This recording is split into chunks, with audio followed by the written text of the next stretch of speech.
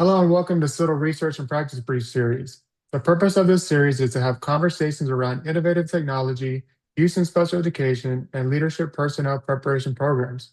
Today, we're excited to feature Danielle Waterfield and talk about her recent study, IEPs in the Age of AI, examining IEP goals written with and without ChatGPT. The study explores an important question for our field.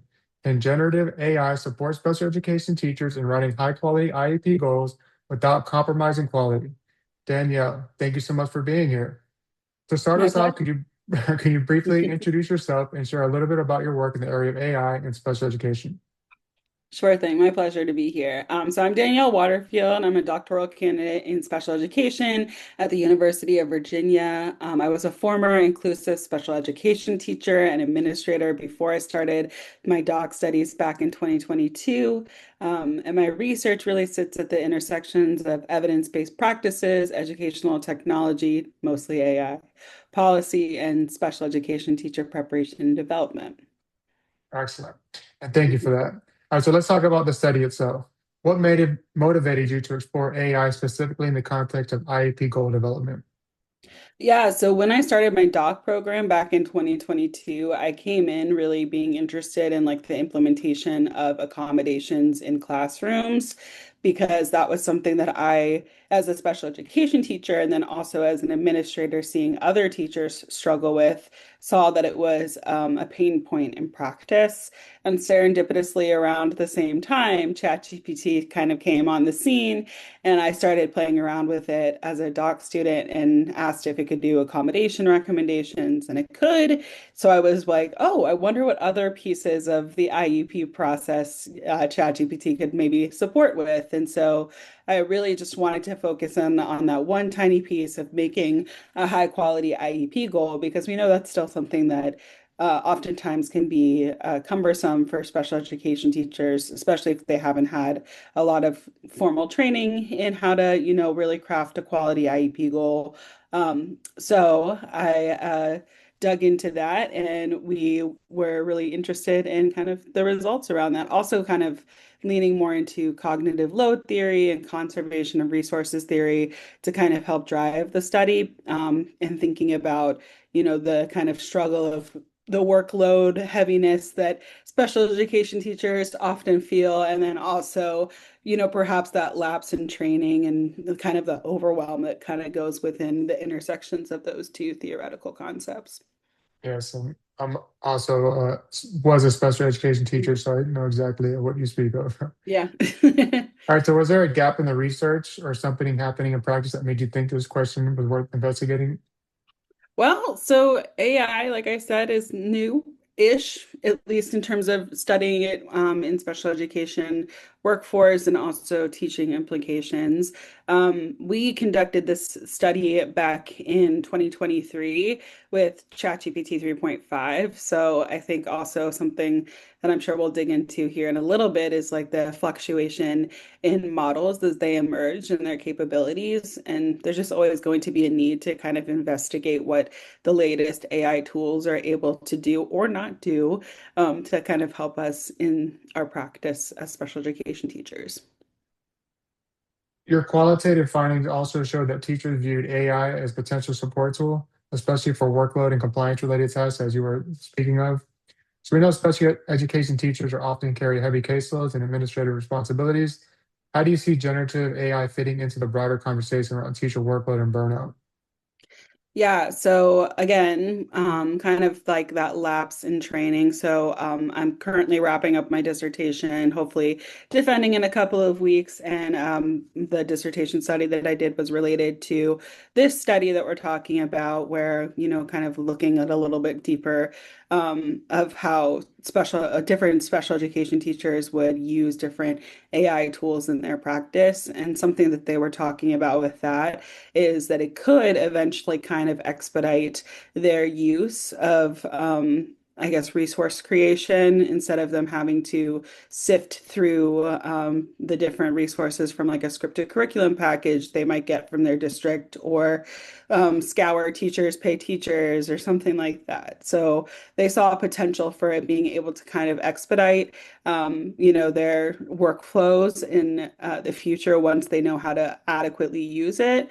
And then ultimately that would give them more face time with their students, which we know for students with disabilities is a lot more impactful, the amount of time that they can get face to face with a special education teacher. And that's also supportive of the findings from this paper, IEPs in the Age of AI, because some of, the participants were talking about that too, of seeing that potential to kind of let them do more of the human pieces of their job, as one of the participants said. Oh yeah, the paperwork can be overwhelming, so I agree with that Mhm. 100%. So one thing that really stood out to me in your study is the emphasis on teacher oversight. So even if AI can generate strong goals, teachers still need to vet, revise, and individualize these goals. So what does responsible AI look like in the context of IEP development? Yeah, so actually, my one of the researchers that was on this study with me, Dr. Olivia Coleman from UCF, and I just put out another paper called "The Ethical AI Use in IEP Development: A Guiding Framework." And in that paper, it's practitioner facing. We talked about six different pieces that could kind of work into a framework for both ethical AI use and IEP development. And so the six pillars that we kind of talked about with that were feedback, monitoring, and continuous learning, professional responsibility and judgment, AI fluency and prompt crafting, individualization and equity, transparency and family communication, and then collaborative practice and reflection. And those six pillars just kind of speak to kind of having like that human expertise and the needs of a human really kind of centered in this process.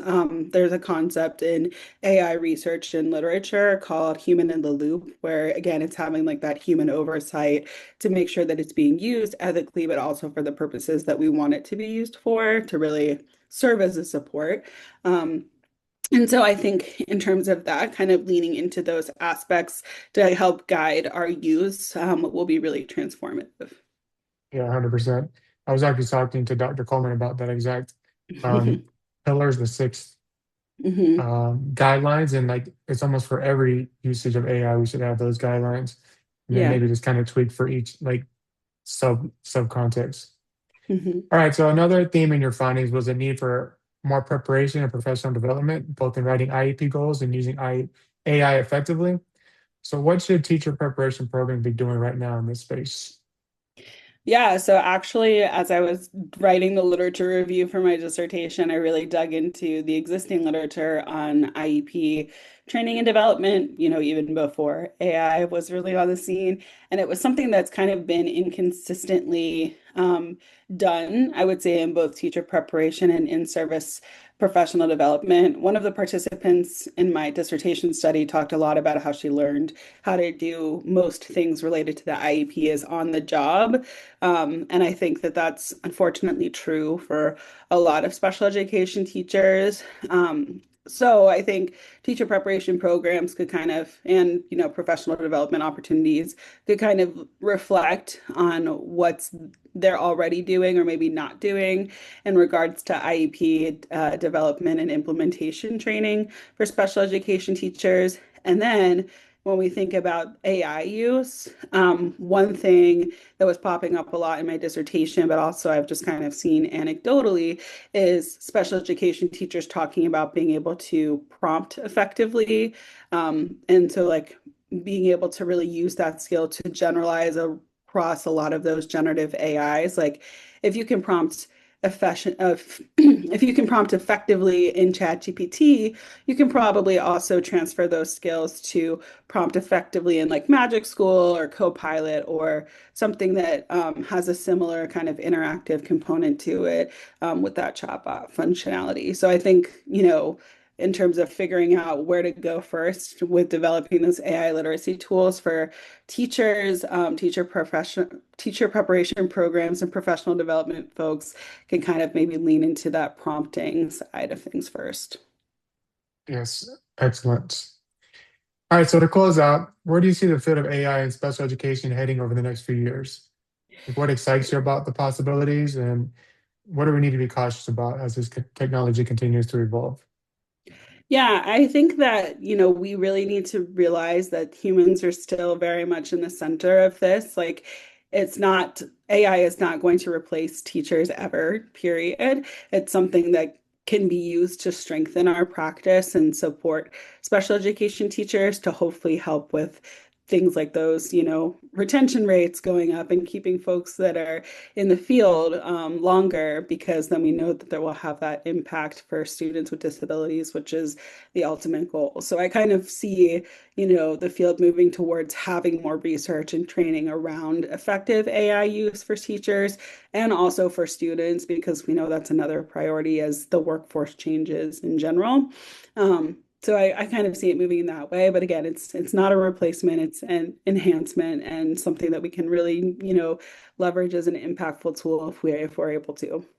And looking at like some of your research, like what do you say to the people that might be skeptical about, the AI? Yeah, I think that if you're skeptical about it, it's understandable, but unfortunately, or maybe fortunately, it's here to stay, and we need to kind of go through and figure out how to use it in the ways that are the most effective, but also ethical, and also that way we can kind of make sure our use is really intentional rather than kind of having folks use it unintentionally and unethically. So just hopefully we can really get there with some good research and good training along the way. I agree. But thank you so much, Danielle, for sharing your research practice on IEPs in the age of AI.